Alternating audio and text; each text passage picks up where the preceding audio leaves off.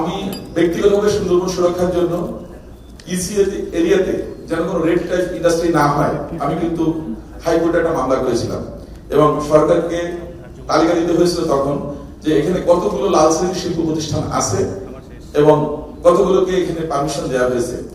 তো আমি মনে করি এই জিনিসগুলোকে আমাদের মাথায় রেখে কাজ করতে হবে, কারণ সুন্দরবন সুরক্ষা করতে হলে কোন অবস্থায় ওখানে লাল শ্রেণীর শিল্প প্রতিষ্ঠানকে অনুমোদন দেওয়া যাবে না, বা আমাদের যে ইকো ট্যুরিজম সেটাকে সত্যিকার অর্থে ইকো ট্যুরিজম হয় সেটাকে খেয়াল রাখতে হবে। অনেক ক্ষেত্রে দেখা যাচ্ছে ইকো ট্যুরিজমের নামে বিভিন্ন ধরনের তারা কাজ করছে যেগুলো বনের প্রাণ প্রকৃতির সাথে যায় না। তো আমি সেই জন্য বলবো যে যারা আমরা এই সুন্দরবনের সাথে যুক্ত আছি তাদেরকে এই ক্ষেত্রে মানে সঠিকভাবে আমাদের দায়িত্ব পালন করতে হবে। পাশাপাশি এখানকার যারা সুবিধাবঞ্চিত মানুষ আছে, প্রেজেন্টেশনে করেছে প্রায় 4 মিলিয়ন পিপল, অর্থাৎ প্রায় 40 লাখ মানুষের মধ্যে এখানে কিন্তু প্রত্যক্ষ পরোক্ষভাবে সুন্দরবন নির্ভরশীল। এটার সংখ্যা নিয়ে হয়তো বিতর্ক আছে, কিন্তু আসলে সংখ্যাটা অনেক। কারণ আমরা হয়তো এভাবে বলতে পারবো না, কিছু লোক হয়তো প্রাকৃতিক সুরক্ষা পাচ্ছে, কিছু লোক হয়তো জীবন জীবিকার সুরক্ষা পাচ্ছে, কিন্তু সবাই কিন্তু সুন্দরবনে আমরা সুবিধা ভোগী।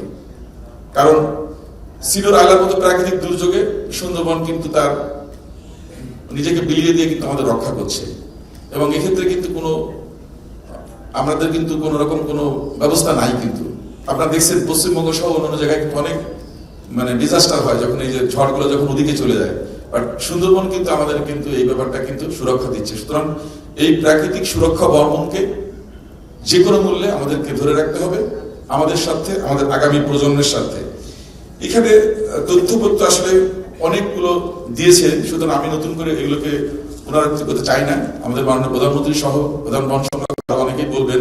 আমি শুধু সুন্দরবনের সুরক্ষার বিষয়টা আমি এখানে গুরুত্ব দিতে চাই, কারণ আমাদের যে ইকোসিস্টেম আছে এটা কিন্তু লবণ পানি মিষ্টি পানির সংমিশ্রণে গড়ে উঠেছে ওখানে।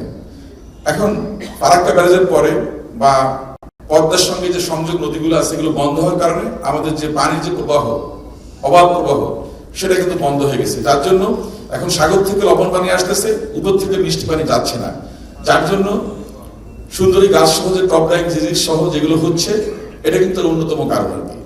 তো এইগুলো নিয়ে আমাদের একটু ভাবতে হবে যে আমরা কিভাবে এই মিষ্টি পানির প্রবাহ সুন্দরবনকে আরো সমৃদ্ধ করতে পারি, তাহলে একটা প্রাকৃতিক ভারসাম্য তৈরি হবে, যেটা খুবই জরুরি।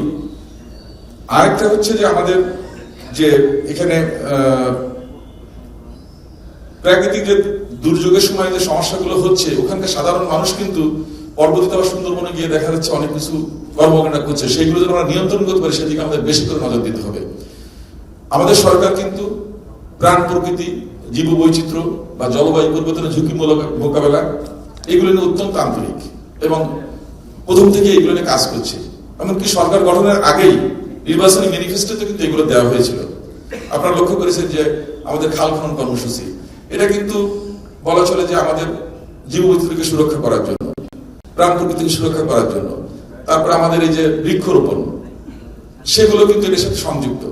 কিন্তু সুন্দরবন যেহেতু এককভাবে একটা আমাদের বড় বন অঞ্চল এবং এখানে 6017 বর্গ কিলোমিটার বাংলাদেশে আছে, আমি মনে করি যে আমাদের এই সম্পদটাকে সব থেকে গুরুত্ব দিয়ে কাজ করতে হবে। আর সুন্দরবন অঞ্চল মানুষের যে লোকায়ত জ্ঞান আছে সেগুলো নিয়ে আলোচনা করতে হবে। আজকের এই উপস্থাপনা যেটা পটগান ছিল, আপনারা হয়তো অনেকেই লক্ষ্য করেছেন, অনেকেই করেননি। এখানকার মানুষের কিন্তু কমিটমেন্ট, জীবন জীবিকা, তাদের প্রত্যাশা, প্রাপ্তি, তাদের যে লোকজ যে ঐতিহ্য, সবকিছু কিন্তু তুলে ধরছে। কিন্তু তো ওই মানুষগুলো কিন্তু এটার পরে কিন্তু বেড়ে উঠছে। তো সুতরাং সুন্দরবন যে একটা বিশালতা বা এখানকার যে একটা বিরাট প্রাণ প্রকৃতি, এটা যদি বিজ্ঞান ভিত্তিক যে সমাধান বা আমাদের যে এখানকার ওনারা যেটা বলেছেন যে একটা জ্ঞান ভান্ডার করবেন বা নলেজ বেস যে একটা সেন্টার করবেন, আমি মনে করি এগুলোকে অনেক সমৃদ্ধ করবে। এখন প্রযুক্তির যুগ, সবাই চায় সুন্দরবন সম্পর্কে জানতে, এবং আমি মনে করি সরকারকে যদি আমরা সঠিক তথ্য তুলে ধরতে পারি, তাহলে সুন্দরবনের যে সুরক্ষা বা আমাদের এখানকার মানুষের যে জীবন জীবিকা সবকিছু সম্পর্কে কিন্তু আমরা একটা ম্যাপিং করতে পারবো, যে আমরা কতটুকু ভোগ করতে পারি, কতটুকু সুযোগ দিতে পারি। কারণ সুন্দরবনে মনে করেন বাঘ হরিণ শিকার সহ অনেক ধরনের অপকর্ম হয়, যেগুলোর পিছনে রাজনৈতিক দুর্বৃত্তায়ন থাকে। বাট আমি এতটুকু বলতে পারি যে বর্তমান সরকার দায়িত্ব নেওয়ার পরে কোনো দুর্বৃত্তাঙ্গ প্রশ্রয় দেওয়া হয়নি। আমরা দস্যু দমনের জন্য চেষ্টা করছি। আমাদের মাননীয় মন্ত্রী মহোদয় দায়িত্ব নেওয়ার পরে দেখা গেছে, আমি ওদিকে বলছেন যে আপনি এটা দেখেন। আমি কিন্তু 22শে ফেব্রুয়ারি গিয়ে প্রথমে কিন্তু ওখানকার কোস্টগার্ড, র্যাব, বিজিবি, নৌ পুলিশ, খুলনা, বাগেরহাট, সাতক্ষীরা 3 জেলার পুলিশ প্রশাসন, জেলা প্রশাসন সবাইকে নিয়ে বসে কিন্তু আমরা চেষ্টা করছি।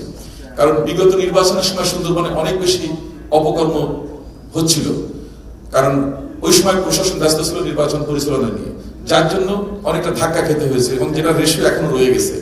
আমরা প্রতিনিয়ত চেষ্টা করছি। গত বছর একটা বাহিনী সারেন্ডার করেছে।